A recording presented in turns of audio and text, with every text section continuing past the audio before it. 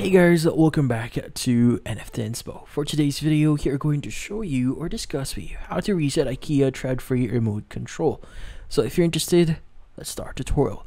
So resetting the remote can be helpful if you're experiencing issues like remote is not responding, troubleshooting connecting with your smart lights, and in this case you might want to clear existing settings before setting up a new configuration. In this case, there's a few steps here that you need to do to successfully reset your trådfri remote control.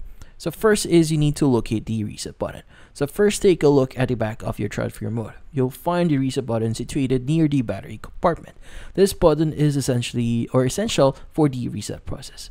Now, also make sure your remote control has fresh batteries installed, as low batteries power can affect the reset process. If needed, replace the batteries before proceeding. Now, quickly press the reset button 4 times within 5 seconds.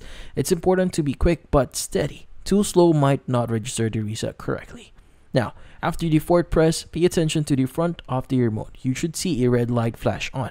This is a clear indication that your remote has successfully reset to factory settings. Now, once you see the red lights, you can be assured that the remote control has been reset. You can now reprogram it to control your trådfri lights or any other compatible devices. And that's about it. So, hopefully this video was able to help you. Like and subscribe to NFT Inspo. Thank you for watching.